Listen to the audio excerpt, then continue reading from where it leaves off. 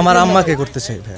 মোসাদ্দেক যখন press conference শেষ করে যখন ঠিক এই পথ দিয়ে যাচ্ছিল, তখন আমাদেরই একজন গণমাধ্যম কর্মী তাকে প্রশ্ন করেছিল, আপনি আজকের ইনিংসটা কাকে উৎসর্গ করবেন? তিনি বললেন তার মায়ের কথা, হোসনে আরা বেগম। যখন স্বামী মারা যান, তার স্বপ্ন ছিল কিন্তু তখন 3 ছেলেকে জাতীয় দলে খেলাবেন।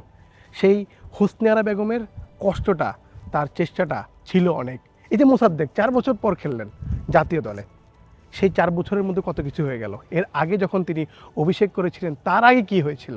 সেই হোসনে আরা বেগম জমি বিক্রি করেছেন, জমি বিক্রি করে এই 3 ছেলের জন্য তিনি খরচ করেছেন এবং 3 ছেলেকে আসলে প্রতিষ্ঠিত করার জন্য, জাতীয় দলে খেলার জন্য, স্বামীর যে স্বপ্নটা, সেই স্বপ্নটা বাস্তবায়ন করার জন্য সেই হোসনে আরা বেগম দিনরাত পরিশ্রম করেছেন, দিনরাত সময় দিয়েছেন এই ছেলেদেরকে, যাদের মধ্যে একজন বাংলাদেশের এখন আজকের ম্যাচে অস্ট্রেলিয়া বদের যে প্রথম ম্যাচ জয়ের নায়ক মোসাদ্দেক হোসেন সৈকত। মোসাদ্দেক হোসেন সৈকত 4 বছর পর ফিরলেন, কিন্তু মাকে ভুললেন না, তার অতীত ভুললেন না, তার শিকড় ভুললেন না। কারণ আসলে ভুলবেনই বা কেমন করে? এই যে জার্নিটা, এই যে গল্পটা, এই গল্পটা তো আসলে সহজ ছিল না মোসাদ্দেকের জন্য কিংবা তার পরিবারের জন্য।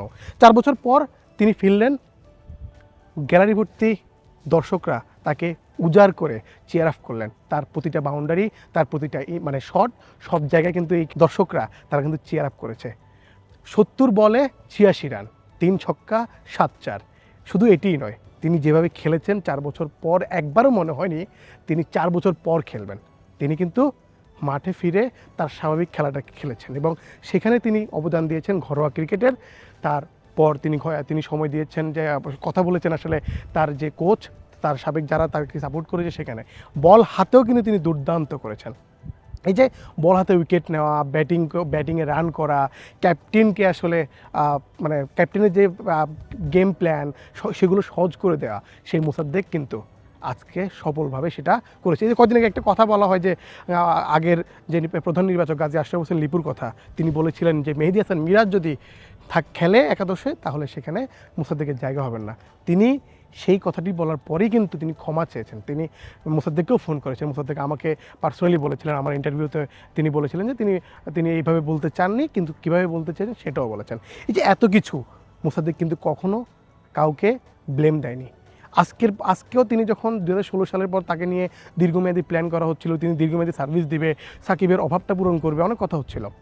সেই জায়গাটায় তাকে যখন প্রশ্ন করা হয়েছিল যে আপনি এটা কি বলবেন, তিনি বলেছেন আমার যে ক্যালিভার, সেই ক্যালিভার অনুযায়ী আমি নিজেকে ডেলিভার করতে পারিনি। এই যে একজন ক্রিকেটার যখন নিজের পারফরমেন্স, নিজের সামর্থ্য, নিজে কতটুকু দিতে পারছেন আর কতটুকু দিতে পারছেন না সেটা জানবেন, তখন তার কাজটা সহজ, তখন তার 4-5টা সহজ হয়ে যায় এবং তার তখন সিদ্ধান্ত নিতেও সহজ হয়ে যায়। সব মিলিয়ে আসলে সেই হোসনে আরা বেগমের কথাই বলতে হয়।